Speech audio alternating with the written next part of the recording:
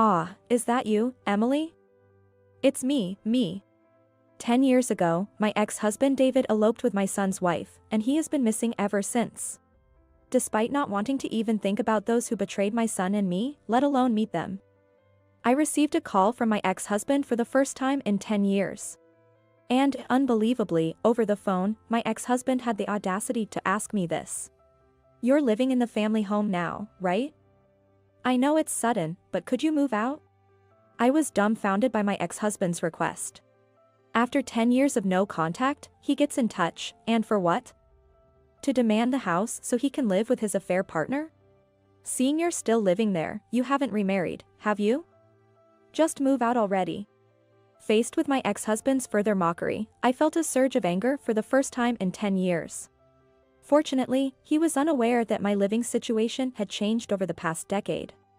That's why I said, unfortunately, there's no family home to return to anymore. What?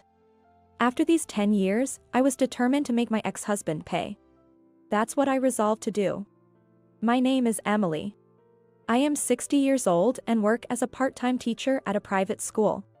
Although I've reached retirement age, my salary has decreased, but I continue to work part-time. Perhaps it's because I have childhood memories of admiring my parents, who were renowned teachers, and growing up watching their backs. I had a husband named David, but we've been divorced for 10 years now. And now, after a long decade, I never thought I would see that man again, especially after such a terrible separation. Yet, his sudden reappearance marked the beginning of this incident. Going back to when I was 21 years old. I met David during our college years while working part-time. I was working at a tutoring school as a part-time instructor, partly to study for my future teaching career. David joined the tutoring school as a new part-time instructor after me. Although David was older, I had been working there longer, and the head of the tutoring school assigned me to support him. As we worked together, we became close, which led to us dating. After dating for 3 years while continuing our part-time jobs, we got married upon graduating from college, and later welcomed our son, Max. By the time Max was born, I had secured a teaching position, so we reported our marriage to the tutoring school we had left and celebrated grandly. 25 years later, Max grew up and was set to marry Sarah, whom he met at a design college in New York. As parents, we were genuinely happy for Max's marriage and spent our days earnestly hoping he would have a wonderful and happy family life. Suddenly, Max contacted us saying, "There's something I want to ask," and returned home. After marriage, Max had been busy with his work as a figure sculptor and hadn't returned home much. So I was excited to welcome him back after so long. However, Max had a troubled look on his face. "Mom, you and Dad are getting along well, right?" "Yes, we are." "Is something wrong?" When I responded, Max hesitated for a moment, then with a determined look, he leaned in closer. "Actually, I saw Dad walking in the city with Sarah the other day." "What?" According to Max, he had witnessed Sarah walking arm in arm with David last Friday night. Moreover, it was near the hotels. On his way home from work, Max witnessed them and, suspicious, followed them right into a hotel. It was unbelievable to hear such a thing suddenly. Indeed, David and Sarah were close, like real parent and child, despite being in-laws. But they were never close enough to meet privately, just the two of them. Let alone in a hotel. It can't be. I wish it were a mistake or just a dream too. But this is proof. Max said, showing me a photo on his phone of two people, resembling David and Sarah, entering a hotel arm in arm. That Friday night, David came home late. He claimed it was overtime at work, but that must have been a blatant lie.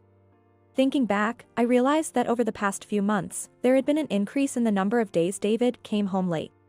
He had excuses like coworker gatherings, sudden business trips, or working on holidays, and I believed him. But when I calmly thought about it, aside from social gatherings, the sudden increase in business trips, overtime, and working on holidays over these past few months was something I had hardly ever experienced before. It just felt off. Could all those have been excuses to spend time with Sarah? I had Max send me the photo and told him, I'll ask Dad about it, before sending him home for the time being. As I waited for David to return, he arrived home late at night. He seemed to have been drinking, as he was emanating a strong smell of alcohol. Despite the unpleasant smell of liquor, I mustered the courage to confront David directly. David, I heard from Max this afternoon. Is it true you met with Sarah last Friday? Ah. Oh, yeah. We met up and had a chat. I guess. Perhaps sobered by my question, David's eyes began to dart around. Seeing his reaction, I pressed further with my inquiry. Max also said this. He saw you and Sarah entering a hotel together. As I said this, I showed him the picture Max had sent me. David's eyes widened, he gasped for air, and his gaze darted around as if looking for an escape. After seeing his reaction and feeling certain, David sighed deeply, as if resigning himself. Damn. I never thought Max would see us. Maybe I got too carried away. David, don't tell me. Yeah. No point in making excuses now, I'll confess everything. After speaking as if resigning himself to the situation, David confessed everything. He was swayed by Sarah's invitation and started dating her 6 months ago. And now, he began to tell me that his feelings were almost entirely directed towards Sarah. 6 months ago, that would be 3 years into Max and Sarah's marriage. Had David and Sarah been dating since then? Ignoring my shock and trembling, David continued speaking and ultimately made a cruel confession. That's the situation, so I want to marry Sarah. Emily, you're out of the picture.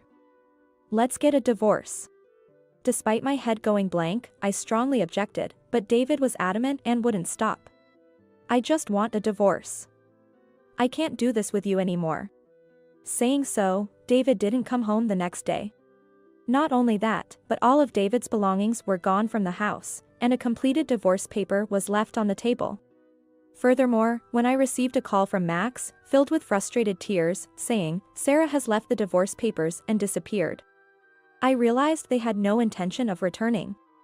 Thus, after David and Sarah eloped and vanished, I was left utterly dumbfounded. That was the end of my marriage to David 10 years ago. After filing for divorce, I sold the house where David and I had lived and moved to a new home I found near my workplace. Initially, I was withdrawn and secluded myself, but as I became engrossed in my work, regardless of my personal struggles, I gradually realized that my emotional wounds had healed. I believe that my heart healed unnoticed because I found my work as a teacher to be fulfilling.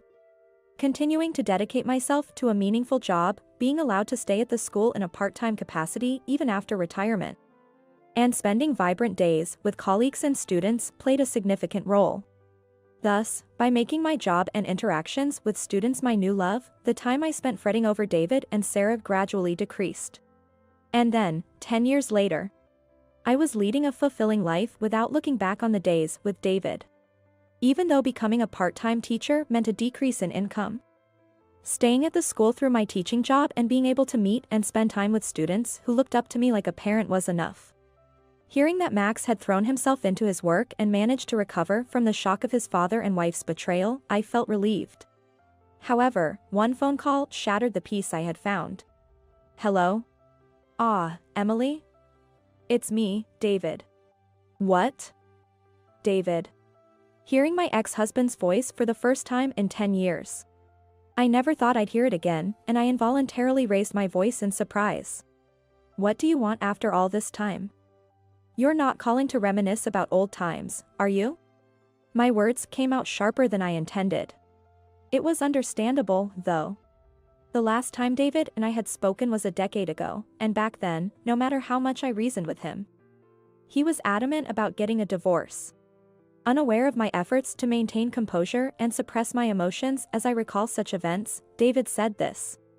Hey, now, isn't that a bit cold? Saying that to your husband who reached out to you after 10 years, don't you think that's not right? You're forgetting ex-husband. I don't think of you as my husband anymore, and I certainly don't want to see or even hear your voice. All right, then let's get to the point. You're living in the family home now, right? I know it's sudden, but can you move out? What?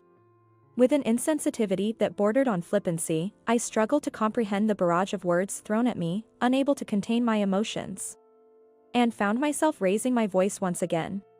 Despite my confusion and shaking with anger, David continued speaking. Sarah's pregnant. Kids are more expensive than I thought. Things have been getting tight. According to David's detailed account, it appears that despite a 30-year age difference, he and Sarah eloped and got married. And he says they have lived as a very loving couple. However, everything changed when Sarah got pregnant last year. Before eloping, David and Sarah abruptly quit their jobs, complicating their ability to secure positions at reputable companies because of their work histories. As a result, they took on multiple part-time jobs to make ends meet, living paycheck to paycheck. Amid these challenges, Sarah's pregnancy and subsequent childbirth meant she had to stop working, significantly straining their financial situation.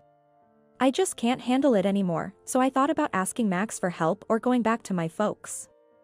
However, Max shut the door on me. And my folks have disowned me as well. Everyone's just so stubborn.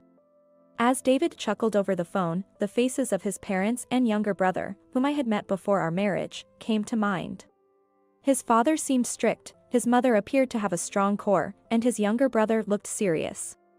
After the divorce, we never kept in touch, but I couldn't imagine them forgiving such an infidelity, running away with their son's wife. So you're saying you want to move in here? Yeah. Seeing you're still in the family home, I guess you haven't remarried, right? A single woman with nothing but her teaching career is less important than a daughter having your grandchild. Just move out. His crude words made my anger boil over. Had I idealized David too much in my memories over these 10 years? I never thought he could be this irresponsible. And at the same time, recalling something, I spoke in a hushed tone. Unfortunately, there's no family home anymore. What? My father passed away 3 years ago, and my mother last year. The family home was too big for me alone, so I decided to sell it. There's no house left for you, David. What? Now it was David's turn to raise his voice. Besides, I have no intention of telling you where I live now, and even if you found out, you wouldn't be allowed in. So, never come here. Dead, you say? Then what about the inheritance? If the parents are dead, the house and money should go to you, right? David's words, focusing only on the financial aspects following my parents' death, made me frown in disgust and anger. By the looks of it, while discussing the reliance on my family home and such, they were likely plotting all along not only to take my money but also to seize my parents' inheritance. But that was counting one's chickens before they're hatched, and now it was too late. All the money from my parents' inheritance, along with the family home, went to me. My parents said they wouldn't leave a single penny to a shameless man who eloped with his son's wife. What? Going back to the day I divorced David, 10 years ago.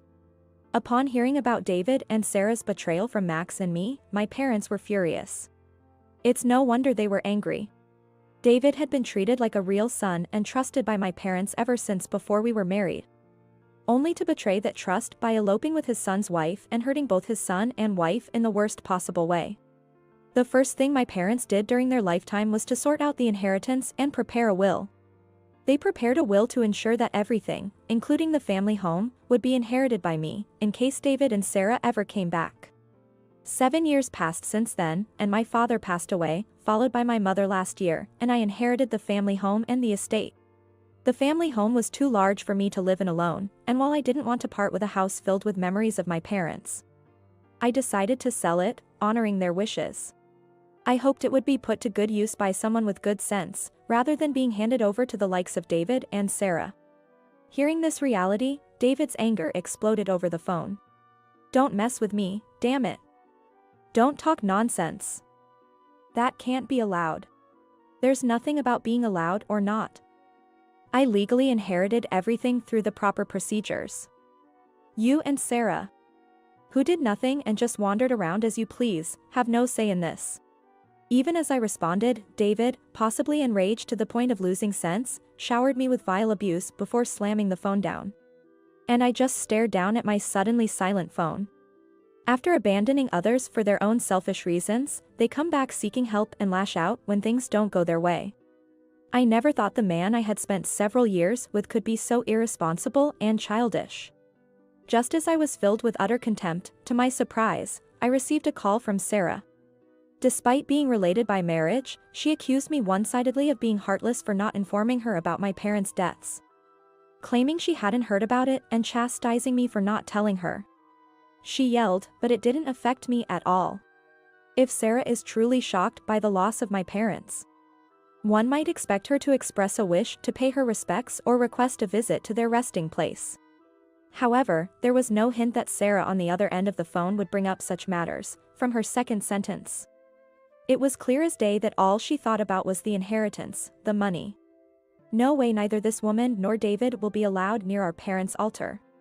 With that thought in mind, I hung up on Sarah abruptly before she could finish speaking. Then, I received a call from Max. "Mom? It's me. Have Dad and Sarah come to you?" "No. It was just a phone call about the family home and the inheritance, you know." Hearing my answer, Max sighed over the phone. "I see. They came directly to my place before, so I thought they might, but it looks like they ended up calling you after all." "Max. Are you okay? Did they do anything to you?" "It's okay, Mom. They just banged on our door and made a big fuss. As soon as I said I'd call the cops, they scampered off." But changing the subject, "I've got an idea," Max said, and then shared his thoughts with me. Hearing his plan, I decided to cut ties with David and Sarah once and for all, for my sake and to protect my son, who had started a new life. A few days after putting the plan into action, I received a frantic call from David. "Hey, Emily. Is this also your work? What a rude way to start a conversation. What are you talking about? Don't play dumb. These women have just stormed into our place." "Which women?" According to David, 7 women had barged into the apartment where he and Sarah lived. These women were David's mistresses, and it turned out that David had been cheating not only with Sarah but with 7 other young women. This wasn't just a case of double or triple timing, it was an 8 timing situation.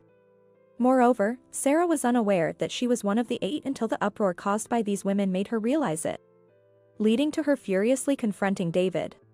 "I never imagined there would be other women besides Sarah, and to think there are 7 of them, I'm astonished. It must be you, right? How on earth did you find out about my secret?" "Well, how would I know? There's nothing I need to tell or explain to an ex-husband who ran off with another woman 10 years ago." "What did you say?" David raged on the phone, hurling more insults, but they didn't bother me. Soon, an irate Sarah confronted him over the phone, and they started a huge argument, forgetting all about me. Is this what they call a MS? So, not sure if he could hear me or not, I threw one last remark at my ex-husband. "Goodbye, David. I'll make sure not to forget you. So please, never show up in front of me or my son again." With that, I hung up the phone. The commotion caused by these women, in fact, was Max's plan. After being confronted by David and Sarah at his home and driving them away, Max immediately hired a detective agency to investigate them. It turned out that David was involved with various women, leading to the discovery of 7 other women connected to him. Furthermore, 3 of these 7 women were revealed to be married. Max promptly shared this information with me and even provided the current address of David and Sarah's apartment, which the detective agency had found. Max and I then anonymously informed the 7 women of David and Sarah's whereabouts, directing them all to confront the couple simultaneously. The ensuing chaos at David and Sarah's apartment escalated to the point where the police had to intervene. As expected, David's relationship with Sarah ended, and he was left with a lot of debt from spending money on 8 women. The amount of debt exceeded $10,000. David lost Sarah, his home, and his money, and has since been living as a homeless person in a park, where a coworker spotted him participating in a food distribution. Sarah had a habit of spending lavishly and thus had a large credit card loan. She had no choice but to cover the costs through borrowing. But shockingly, her source of loan turned out to be from unscrupulous lenders. Shortly after taking the loan, she was forcibly taken away by intimidating men in a car, and her whereabouts have since been unknown. Having resolved the situation with David and Sarah after 10 years, I returned to my peaceful daily life. While still single, the fulfilling and vibrant days at school are more than enough for me. I also heard that Max has since met a woman with a child who shares a similar background, and they are now in a relationship with marriage in mind. I sincerely hope he finds new happiness and a fresh start in life.